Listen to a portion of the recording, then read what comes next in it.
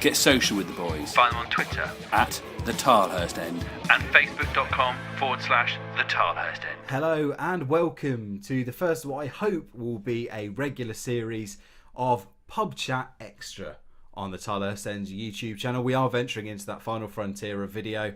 Unfortunately, I can't do much about the whole face for radio thing, but you can minimise the window and just deal with the audio. Like just listen as usual. Exactly, yeah. Just listen as usual. Put up something nice. But I am joined by Rob Langham from the Two Unfortunates and Mr. Alan Westy. Hi everyone. New topic, new sort of feature for us. We used to do pub chat every week on the podcast, but it was just getting to the stage where it was just a little too long every week. You know, people were driving and it sort of gets into their commute and they weren't getting through the whole show. So we've taken the pub chat out most weeks and we're going to try and do it here. Sort of a nice 15-20 minute chunk. I will say that if you're still driving, please don't watch this. No, please don't. Yeah, exactly. You know, definitely not. No, you got to let these things go. You got to put these things out there because people might do that. You know what I mean? Yeah, please do. Pull over into a service station, get your headphones on. In fact, no, you don't even need headphones on. We don't mind. You know, broadcast us out to the world. But yeah, so the topic for discussion this week's, chaps, in the light of Aaron Kuhl having a tough time and sort of saying that he's not allowed to play for the 23s, and it looks like his Reading career is over. We're talking 2 years ago, we did a feature on the tilehurstend.com. We called it our crystal ball, and we invited not just our writers but yourselves to nominate who, you know, where you think these players will be 5 years from now. I think it was around 50-60% of people that voted said that Aaron Kuhl would be a Premier League player in 5 years' time. 2 years down the road, he can't get into a Reading side in the Championship.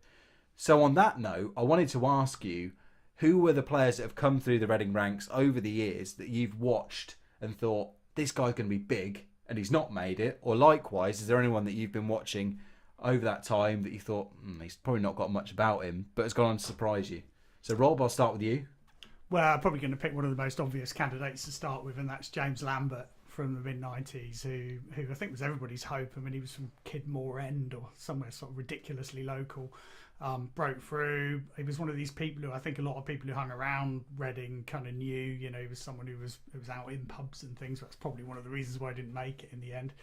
But look, tremendous talent. I mean, I think everybody remembers that fantastic goal he got against Nottingham Forest in the televised game where he just like ran through, little shimmy, put it in, slipped under the keeper. Fantastic match that. And that was in an era when Reading were very rarely on television, so it made it all the better. And just looked, you know, as if he was going to be the part all the way. So yeah, I'd definitely pick him out as one who didn't in the end make it. Didn't he go on trial with Arsene Wenger at Monaco? Yeah, he went for a week, didn't he? He went out there for a week. It was, the big thing at the time. I thought Reading thought I was going to get a lot of money out of him. But again, I think it was more his off-field that stopped him progressing to being the player that he could have been. And I think going back further now, obviously a different era, same sort of mould though, sort of Robin Friday type player. Yeah. Very skillful, but it wasn't so much their football, it was their attitude off the pitch that stopped them progressing and being the players they could be. And I think you can say that as well. Although Aaron Kuhl isn't in that mould, he's had opportunity to push his career on and he hasn't taken it. And that's how it plays out for young players. You can make it and have a few games and look good, but you've got to have that progression. You've got to be wanting to be a footballer. And I think sometimes young players, especially in this era, think they've made it before they've actually made it. And that makes them drop down the league. Yeah, there's such a spotlight now on the under-23s league. I mean, you look at the amount of coverage. I mean, there's some, you know, for the big teams, they have whole websites dedicated to the youth teams, and they almost become stars, like you say, before they've ever played a senior game of football. And Kuhl was part of that fantastic FA Youth Cup side that reached the semi-finals, that Premier League Cup winning team as well. His dad working for the club. It all seemed to be at his feet. But I remember he made his debut, I think against Huddersfield, in a league game and did really well. And then he played a few games for Nigel Atkins, then just sort of fell away. I remember his last appearance was at Brentford. And he had a horrible error for one of the Brentford goals, and that's it. That's all we've seen. And then he's dropped away, and let's say even at a lower level, he hasn't. I know you said that the game, I was on about the Dundee game during the show earlier. He was at Dundee and someone see him and said he had a right stinker. Yeah, John Keane. And you were saying that they weren't a particularly good side, but a good player will look good in any side. Whether they can make it happen all the time, they can't. But if you're a good player, you think actually he's a good player, but the rest of them are letting him down. Whereas with Kuhl, he's fell down the leagues and not looked like a good player, and that is a worry for him for his career going forward. Anyone else stand out for you, Westy, over the years? I think the other one to look at was, although he's not in the same mould, you're Byron Glagow. I mean, I thought he made an impression on the side. I think he scored at Man City, and it was all seemed to be going very well for him. But again, I think it was more his off-field problems that meant that he didn't go on to have the career that he probably should have done. And he was a small player, quite tricky. He got himself around the pitch. Probably wasn't the best player in the world, but he was certainly a player that could have played at championship level for a long time. And he blew it for himself. I was a bit disappointed to see that Davies Henderson never made it as a Reading player, because I remember him coming through the ranks under Pardew, and he scored quite a few goals in the end, but he just didn't seem to kick on and make that top level for Reading. They released him sort of around the time they got promotion. Yep. And he went on to have a really decent career. He'd been played in the Premier League, didn't he, for Watford for a bit. But I was disappointed that he sort of never made the grade at Reading, even though he did go on to have a highly successful career elsewhere. Yeah, but to be fair to Davies Henderson, he dropped down, but he didn't drop away, did he? Although he dropped down leagues, he stayed scoring goals, and he was always a difficult player to play against because he was such a big, strong unit. And again, he's done all right for himself. And I think the one that I pointed out a long time ago, and I always say this, I think, well done, Al, is Antonio. I said when Antonio was there, he is raw, but he has got the raw materials to be a good footballer because he was big, strong, he had power. He needed to learn. You could see that he was at a stage in his career where he needed to learn, and the players he was behind at the time, were good players. He's just come to Reading at the wrong time for him. Yeah, he was behind Joby McAnuff, he was the captain. Yep. Jimmy Kebe, he was never going to get in ahead of him. Hal Robson-Kanu, they'd invested a lot of time and effort in. They'd just signed Gareth McCleary as well on a free transfer. So just a case of being crowded out more than anything. I mean, we touched on that sort of earlier, that Lambert era. He had the Neville Roaches as well. I remember seeing him score against Oldham at Elm Park towards the end of the season, never really sort of kicking through. Peter Castle, Reading's youngest ever player at Watford, and that was his 15 minutes of fame. Neville Roach was my year group when we come through the schooling system, and I played against Neville quite a lot, schools and like local leagues. And Neville Roach was below a lot of players in his, because it's sort of YTS still then, it didn't have the sort of youth system we had now, but he was below. I mean, he used to sit on the bench for the youth team, but the difference between Neville and the players that used to play above him is Neville wanted to be a footballer. Although he never really made it, compared to the others, they didn't push on, whereas he tried. I think he's still playing. I think as recently he was playing for Thatcham. Well, he went to Australia, didn't he, for a little while? I think he played in the A-League for a little while. But yeah, he's another player that was nowhere near getting into the first team at Reading. Had a few games, made a career out of football. Well, not a great career, but he made a career out of football, where the players that were above him at the time were probably better, but didn't push on. Coming back to that very point, actually, and coming back to Michael Antonio, I think there's an anecdote that Stephen Hunt came up with, that when he was at Reading,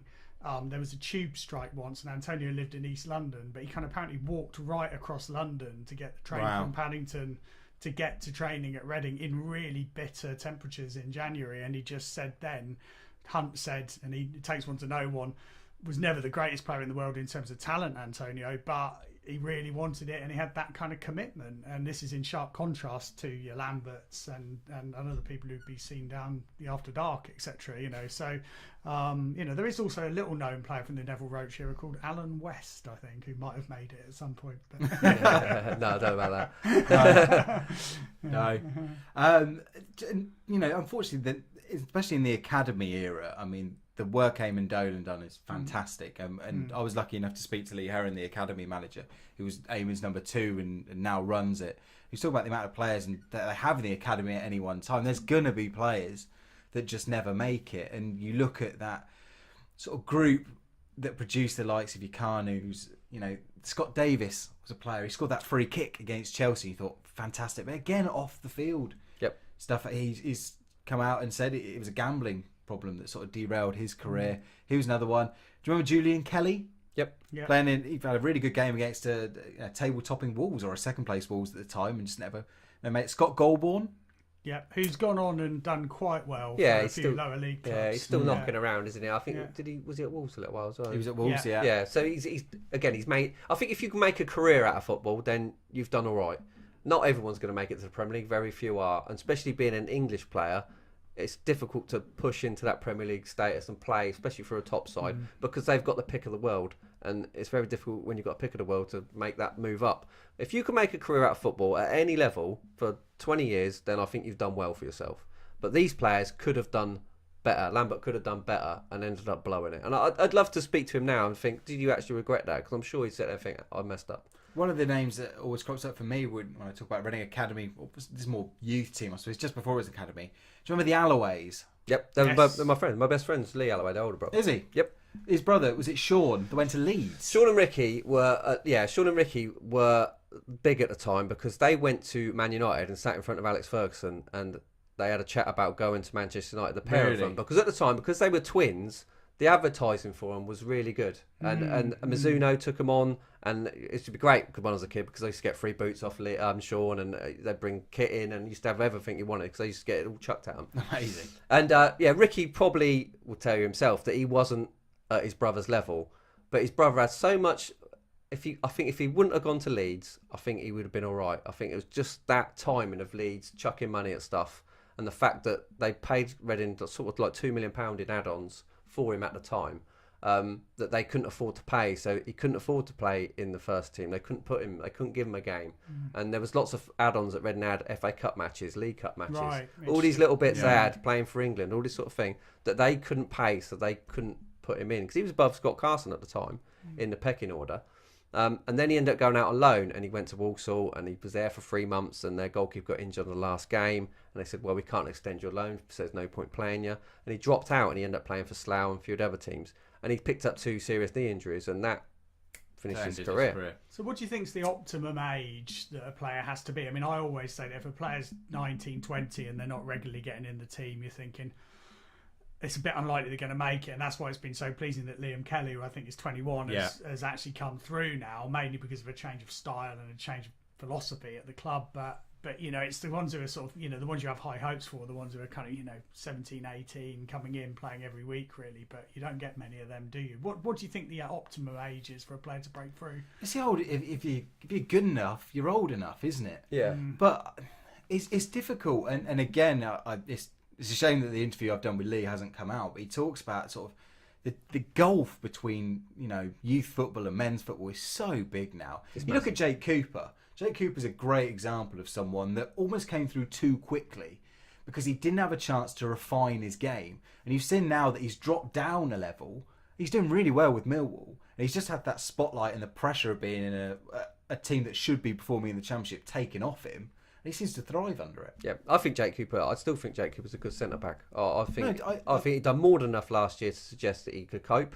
And Jake Cooper's advantage is he's built like a man. I'll see him in the Oracle the other week. He stood next to me and he towered over me. Did you speak to him? Wow, no, I didn't speak to him. It was absolutely huge. Did he not say, this is the famous Westy? No, I didn't know. He didn't gasp me autograph, nothing like that. Okay. So he absolutely towered over me. Did he not dig you out for helping vote him the most underperforming player? No, I put my hood up and slowly walked past. Yeah, Tilehurst End hoodie. Well, the frustrating thing about Cooper is that he could, because he doesn't fit the style of play, we could see him moving on, but then you could see him moving somewhere where like a Tony Pulis team or whatever, and actually doing really well. I'll be the next Ryan Shawcross. I think if we had a change of manager, you might have a change of philosophy about Jack Cooper. You might end up coming back here and playing, just because you might change the style. But I think they should persevere with Jake, because I think he is a good centre back. It's whether he wants to stay, I suppose. Yeah, I suppose Kelly's fault, and well, not his fault, but the reason why he hadn't had the opportunity now earlier is because of his height. And I think still a lot of people look at him and think he's too little to be a professional footballer. Now, I don't agree with that, but a lot of people will look at him and think, I don't want him on midfield. I don't want him in a battle because he won't be able to cope with it. And I think that is having a foreign manager probably helps bring them sort of players through. Yeah. One final name to throw up is almost, I think, other than Lambert, is one of the original youth superstars. And you might remember him bursting onto the scene by scoring against Germany at the Medeski Stadium in a youth international, Nathan Tyson. Now, Tyson was coming through just as John Solako's career was waning. Lightning quick, really good left-wing prospect. And it just never quite worked out already. I think his defining moment, unfortunately, is getting sent off at Wolves in that playoff semi-final in 2003. But he just never seemed to do it at Reading. I think, as Alan said, though, I mean, he has gone on and had a best part of 20 years career at a decent level, earned money from the game. I don't think he's ever really been out of the game very much. So I think overall he's been a qualified success. But yes, Reading, I mean, in the end, I mean, his career at that point, let's get down to Wycombe, didn't he? Yeah, exactly. And he did really well there and then sort of bounced back a bit. And was it Derby? Derby and Forest, I think he played for both. Yeah, and I think when Forest signed him, it was a really well heralded signing. It was like seen as a big one. They paid quite a bit for him as well, didn't they? Yeah, he was seen for a long time as a Reading player that got away. A lot of people using it to sort of bash the club with, saying, have you let him go? Another couple on that note, one in particular, Charlie Austin. Yes. who Oh. Reading released Yeah. for didn't thinking he was sort of going to make it physically. They That preferred, was a height thing as well. I they think, preferred if I remember. Simon Church. Yeah. And obviously we all know what Charlie Austin's gone on to do. But I think overall, you look at the record, I think Reading have got a pretty good record of picking talent.